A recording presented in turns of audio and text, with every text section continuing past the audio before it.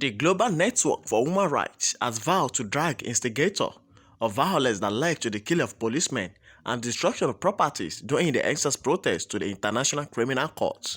The group, at a press conference on Friday in Abuja, said these individuals must be brought to justice for their role in inciting massive terror on the streets. Coordinating chairman Adulmalik Alfa, speaking on behalf of the group, said these persons exploited the socio-economic challenges of the country to prime the population for mob action. The human rights group said Femi Falana, Aisha Yesufu, Nnamdi Kanu, DJ Switch, among others, were behind these vicious acts.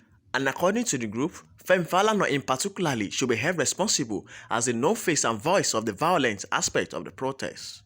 Consequently, we are resolute to make Femi Falana answer. We are resolute to make Femi Falana to answer for his crimes against Nigeria in the course of the protest. This includes incitement of the population against the government. Number 2, incitement of the population against public office holders with intent to cause them harm. Number 3, maliciously spreading information known to be false with intent to incite violence. Number 4, providing propaganda support for terrorist attacks through the aiding of attacks carried out by members of a proscribed terrorist group. Number 5, making of utterances that incited people to kill policemen on legitimate duty. Number 6, making of statements that incited people to kill citizens of Nigeria. Number 7, making of statements that resulted in mobs destroying government-owned assets and private assets. We would like to start by clearing the air about a misconception that is making the round in terms of situating the cause of the violent protests across the country. There is a tendency to tie the start of the protest to the agitation against police brutality and abuse of human rights, particularly by the defunct Special Anti-Robbery Squad, SARS, which has now been christened EndSARS.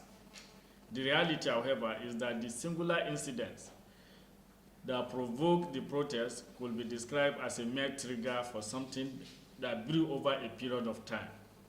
Before the protest ever started, there has been a systematic campaign of incitement by a well-heeled circuit who exploited the socio-economic challenges of the country to prime the population for mob action.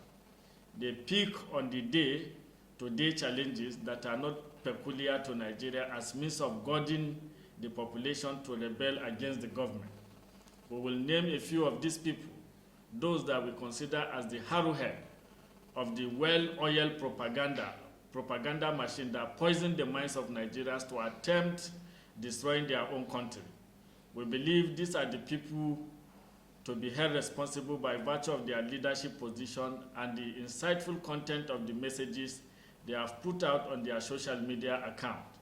On the list are Chief Femi Falana, Senior Advocate of Nigeria, Femi Falana, one of the renowned musicians in the country, Nnamdi Kanu, the leader of indigenous people of Biafra, IPO, Obianuju, Catherine Ude, DJ Switch, Aisha Yesufu, Renu Omokri, Deji Adeyanju, Dino Milaye, David Oyedepo, Bruna Boy, Paul Okoye, Hayo Makun, among others. It is on record that all the above-named persons contributed in one way or the other in ramping up public anger much before the protest began.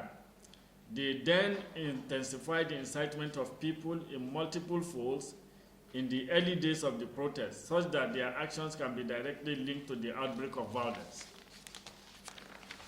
The right group, however, called on the media or Nigerians and the international community to help us in bringing about justice for innocent security operatives that were murdered by these violent protesters.